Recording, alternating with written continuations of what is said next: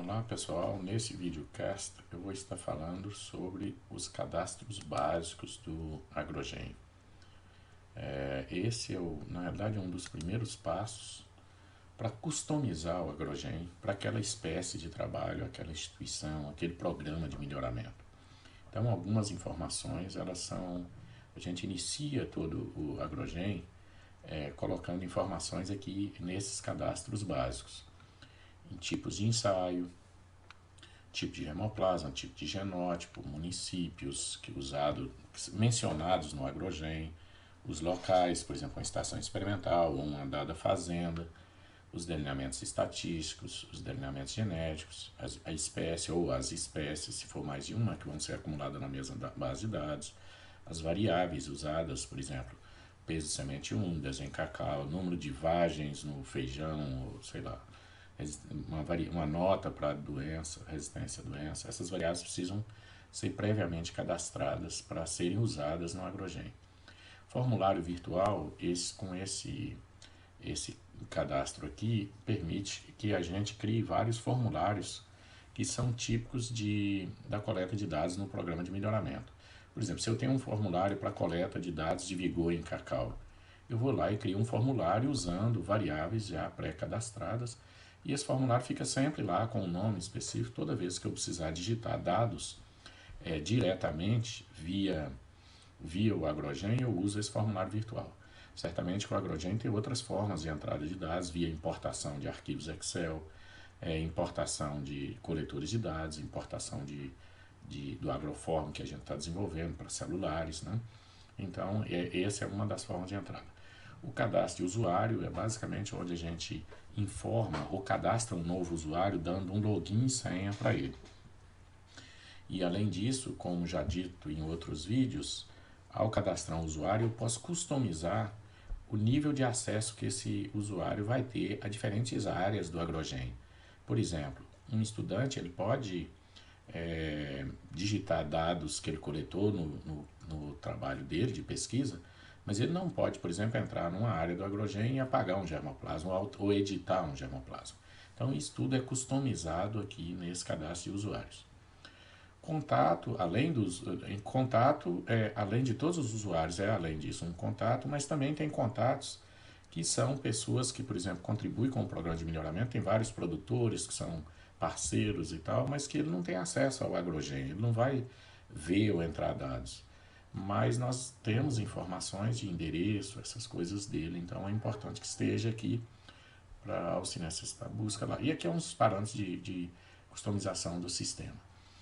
Mas então como é que é cadastrado, né? Por exemplo, eu vou começar por esse aqui, para cadastrar um que é tudo igual. Suponha que eu queira cadastrar um novo tipo de ensaio. Não entre já digitando aqui nessas janelas aqui, porque não funciona dessa forma. Para eu digitar um novo, isso aqui é usado mais como uma tela de busca e não para cadastrar já um novo ensaio. Para eu cadastrar um novo, eu tenho que clicar aqui.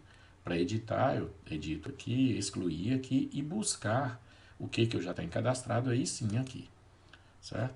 Então aí ele me lista tudo que já está cadastrado de tipos de ensaio. Logicamente que cada programa agrupa seus ensaios com uma estruturação diferente. Isso aí é o que a gente está usando para cacau, que nós temos aqui, por exemplo, coleções de germoplasma, ensaios de clones em grande escala, ou seja, aqueles ensaios que a gente coloca em várias fazendas. Ensaios de clones em pequena escala são aqueles ensaios, algumas vezes com uma ou poucas repetições, mas dentro ainda da estação, né, a estação experimental do CPEC, a ISARM, ou ensaio de progênitos em pequena escala, e também poderia ter o ensaio de grande escala, que é um dos que eu vou cadastrar aqui. Mas algumas pessoas poderiam ter ensaios de híbridos simples, ensaios de híbridos compostos, ensaios de linhagens ou qualquer outra forma de agrupar esses ensaios. E isso vai ser usado, esse cadastro,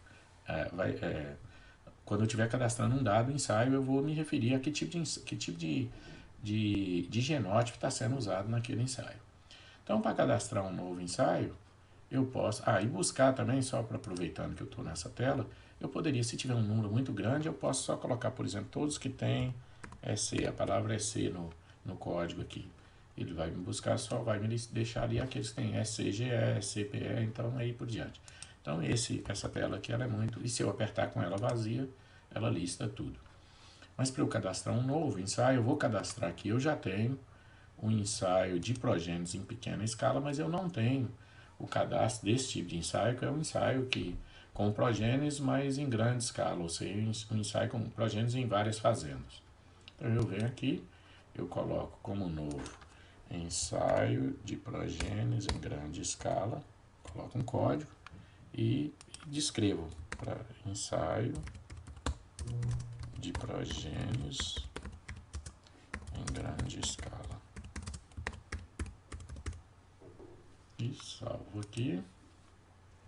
Deixa salvar, ele vai me informar que foi salvo com sucesso e tá ok. Então, isso para todos os, se eu listar agora, o EPGE, ele já vai aparecer lá, esse de grande escala, na minha lista. Eu vou fazer aqui como todos, ele vai listar todos, o EPGE que eu acabei de criar, em grande escala já aparece aqui. E esse princípio é igual para todos. Todos os cadastros vão ser feitos dessa forma, ou seja, novo. Se eu quiser editar, por exemplo, suponha que eu digitei essa palavra errada, eu posso chegar aqui e editar. Corrigir isso aqui e salvar novamente. Eu não vou fazer isso, ou excluir aqui. Então, eu tenho que sempre estar usando essas teclas aqui, esses botões, para digitar novas informações, ou seja, editar, excluir e aplicar novos. Mas, por exemplo, se eu quiser cadastrar um novo local, ou seja, vocês vão ver que a estrutura é a mesma. Tem sempre esses mesmos botões. Isso foi uma filosofia padronizada dentro do Agrogen, que nós teríamos botões padrões. E para todos eles ele teria a mesma função. É um novo, editar, excluir ou ver. Então não adianta que quando nós vemos essa coisa toda limpa, a tendência é que a gente já vai digitando aqui. Mas note que ele não tem o botão salvar. Então, se não tiver o botão salvar, qualquer coisa que eu digitar aqui, ela não vai ser salva. Quando eu apertar novo, aí sim vai ter o botão salvar. E eu vou digitar lá o cadastro local. Eu vou digitar o nome local, por exemplo, estação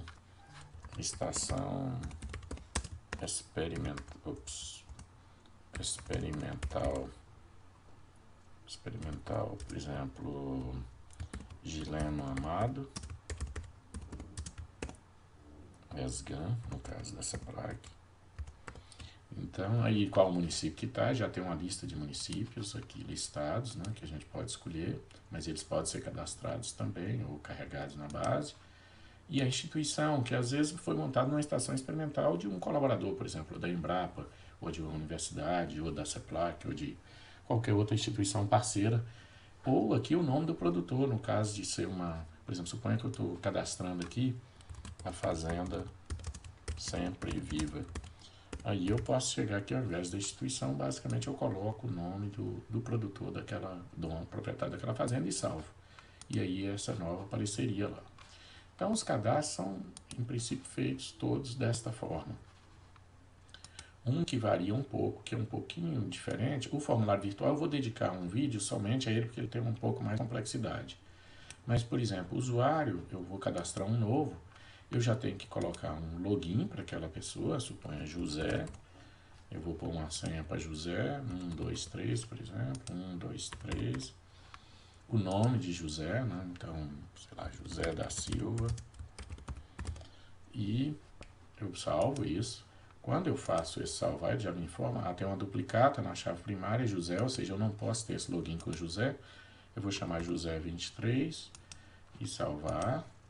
Tá, então José foi salvo com sucesso agora, ele não aceita que tenha o mesmo login, logicamente, senão a pessoa não poderia acessar. Quando eu tenho aqui, aí sim, já permite eu cadastrar quem é José da Silva, por exemplo. Então eu já posso colocar mais informações sobre aquele José da Silva.